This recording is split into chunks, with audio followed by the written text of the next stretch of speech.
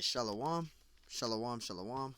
Before I start, I want to give all honors and glories and praises to Yahweh, Bahashim, Yahweh Shai, Bahashim, Waha, Wakakwadash, Yahweh, which is the one true name of the Heavenly Father, Yahweh Shai, who the world ignorantly calls Jesus Christ, but his one true name is Yahweh Shai. Double honors to the elders and apostles of Great Millstone, because those are the men who I learned this truth from through the spirit and power of Yahweh Bashimashai. Peace, blessings, salutations to the hopeful elect. And shalom to you, sincere brothers scattered abroad, pushing forth this word in truth and sincerity. I am the brother Mashiach Arazakah from the Servants of Yahweh Yahweh Shai Camp, Las Vegas, Nevada branch. And pretty much we're going to do this breakdown, Daniel 7. All right, and we're going to just break down from verse 1 all the way down to verse 8 through the spirit. So, Lord willing, this lesson's edifying. All right, and we're going to break this down. This is Daniel 7 and 1. It says, in the first year of Belshazzar, king of Babylon. Now, this Belshazzar was taken down in the 5th chapter by Darius the Mede. And let's get that out. And then we're going to read that again. All right. This is Daniel 7 and 5. It says, Paris, thy kingdom is divided and given to the Medes and Persians. See? It says, then came Belshazzar, and they clothed Daniel with scarlet, and put a chain of gold about his neck, and made a proclamation concerning him, that he should be the third ruler in the kingdom. Verse 30, it says, in that night was Belshazzar, the king of the Chaldeans, slain. Verse 31, and Darius the Mede took the kingdom, being about 62 years old. So he was basically, if I'm not mistaken, he was 32 years old when he took over Babylon. All right. So that Belshazzar, he was the last Babylon ruler. All right, the last king to rule in Babylon. All right, the Medo-Persian Empire took over. All right, but the Medes came first, then the Persians. This is Daniel 7 and 1. It says, in the first year of Belshazzar, king of Babylon, Daniel had a dream and visions of his head upon his bed, when he wrote the dream and told the sum of the matter. Right? And pretty much what Daniel is doing is recounting what he saw in the vision. All right, pretty much what brothers do when they dream. Brothers have different testimonies of the vision, of chariots, of the Messiah coming back, them being beamed up. Our brothers have, dreams of being beheaded, guillotine, taken to concentration camps. Brothers have different visions, and basically that's what Daniel was doing. He was recounting, what he saw in his vision. All right. This is verse 2, Daniel 7 and 2. It says, Daniel spake and said, I saw in my vision by night, and behold, four winds of the heaven strove upon the great sea. And the great sea is dealing with the Mediterranean Sea. That's what the great sea is dealing with, or what it's referring to. The great sea is basically the Mediterranean Sea. All right. That's what that is. All right. And let's go down to verse 3. It says, and four great beasts came up from the sea, diverse one from another. Right. The four great beasts is a representation of the four great major empires. All right. That's what the four beasts represent in verse 3. The four great empires. The four great major empires, which was the Babylonian Empire, the Medo-Persian Empire, the Greek Empire, and the Roman Empire. That's the four great beast representation of the four great empires, major empires. Let's prove that. Daniel 7 and 17. It says, these great beasts, which are four, right? Four great beasts, the four great major empires, are four kings which shall arise out of the earth, right? And that's talking about the four major empires. This is verse 4. It says, the first was like a lion and had eagle wings. Now, the first like a lion and had eagle wings, this is a representation of the Assyrian Empire. All right, that's the first like a lion and had eagle's wings. All right, that this is talking about the Assyrian Empire. All right, it says, I beheld till wings. It says, I beheld till the wings were plucked. All right, now the wings that were plucked, this is talking about the Babylonian Empire, because the Babylonian Empire ended up taking over the Assyrian Empire, right? So the Babylonians took over the Assyrian Empire. That's what it means where it says the wings is plucked. It says, and it was lifted up from the earth, right? It says, and made stand upon the feet as a man. And the stand upon the feet of a man is talking about Nebuchadnezzar. Because Nebuchadnezzar was one of the greatest kings in Babylon. All right, he was like the top. All right, he was like one of the dominable top kings in Babylon. All right, it says, and a man's heart was given to it. All right, so this is talking about Nebuchadnezzar.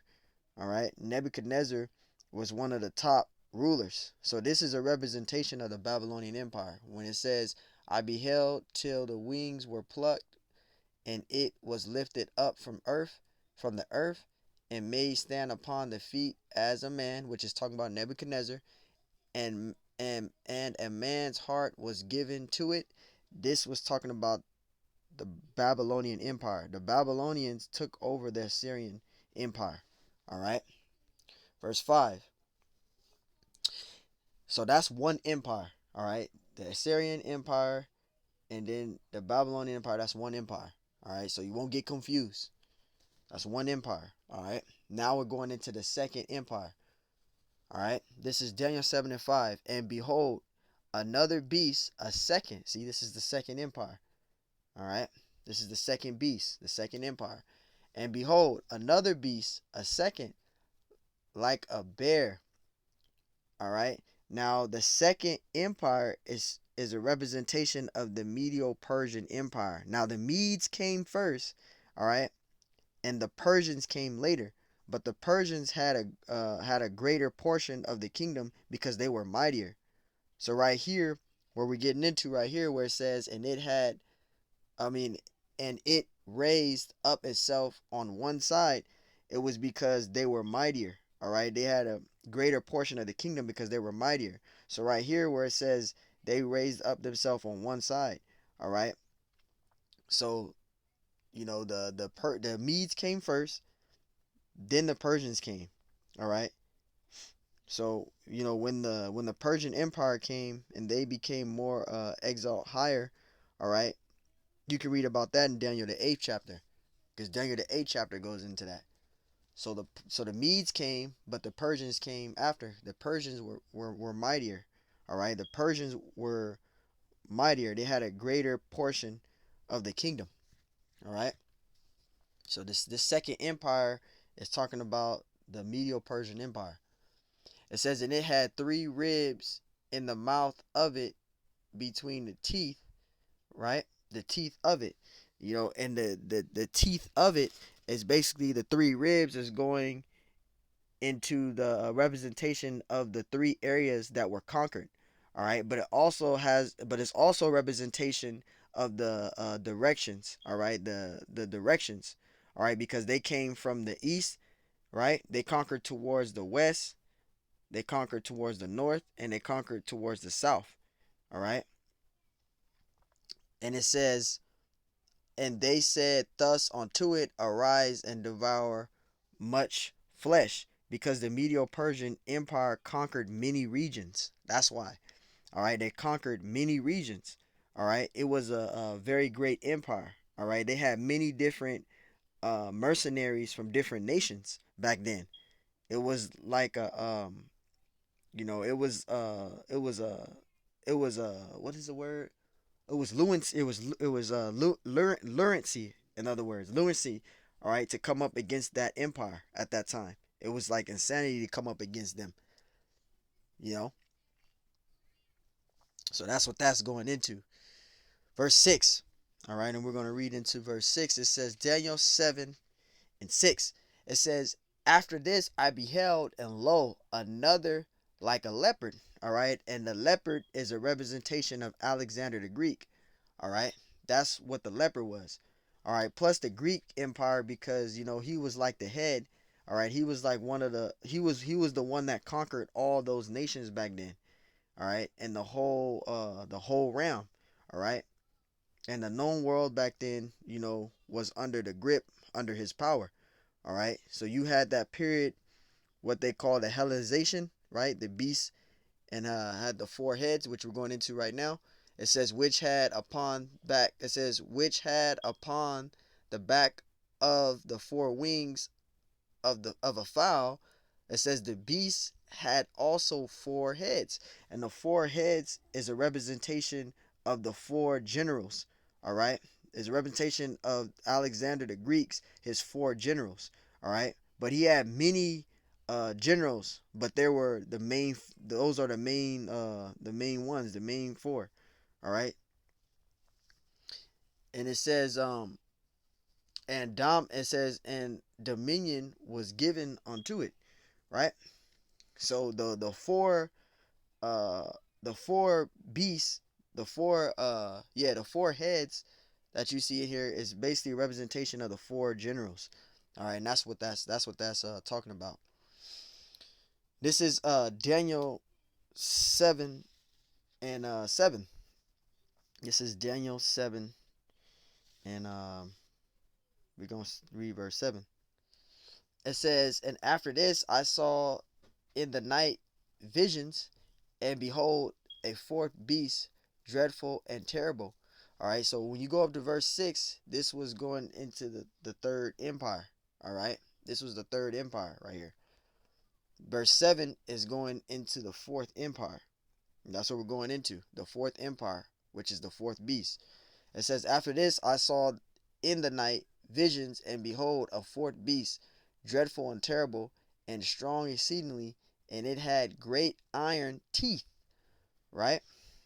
So the fourth beast is a representation of the Roman Empire. The great iron teeth represents their military. Might was powerful. They had a strong military. They had great iron. All right, because they assimilated a lot of different tactics from other empires. So the fourth empire was the Roman Empire, and they were very, very great. They had great iron, great teeth. All right. It says it devoured and break in pieces and stamped the residue of, it says, of the teeth of it. Right. The military was great. They had great military. All right. They had great military. Their strength was were surpassed amongst all the other militaries of the other empires. All right, they had a strong might. It says, and stamped the residue of the teeth of it, and it was diverse from all the beasts that were before it, and had 10 horns. Now the 10 horns represents the 10 nations. All right, going into the European Union. All right, that's what the 10 horns is going into. All right, the 10 horns is going into the 10 horns is representation of the 10 European nations. All right, that's what the 10 horns is going into. All right, which basically is of the today's representation will be the European Union, is what I'm trying to say, Salakia. But the 10 horns represents of the 10 European nations. All right, but today's 10 horns is represents the 10 European. I mean, represents the European Union. All right, which is it goes into that the European Union. Verse 8, it says, And I considered the horns, and behold, there came up among them a little horn. And that little horn is a representation, is basically talking about America. It represents America. All right, because America came out of that whole European Union. All right, so that's what that little horn is talking about. That little horn is talking about America. It says, Before whom there were three. of the first horns plucked up. And the 3 horns that was plucked up, that was the Spanish, the British, the British. Let's see, the Spanish, the British, and the French. The Spanish, the British, and the French. Those are the 3 roots plucked up. The Spanish, the British, and the French. All right. It says, and behold, in his horn were eyes like the eyes of man, and a mouth speaking great things. Because that's pretty much what America does. They speak very highly of their military. All right. They speak highly of their military might. Because that's basically what America do. They pop off all the time of their military might. All right. So pretty much, we're going to end it there with that. There's more to it. If brothers want to look deep into Daniel 7, get the whole entire breakdown, they can.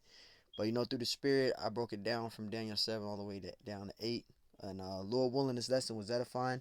I want to give all honors and glories and praises to Yahweh, Bahashim Yahushai, Bahashim Yahweh Kakudash. And double honors to the elders and apostles of Great Millstone. Peace, blessings, salutations to the whole for the elect. And shalom to you, sincere brothers scattered abroad, pushing forth this word in truth and sincerity. I'm the brother Mashiach Arazakah from the servants of Yahweh Yahweh Shai Camp, Las Vegas, Nevada branch. And Lord willing, this lesson was edifying. Till the next time I say, shalom.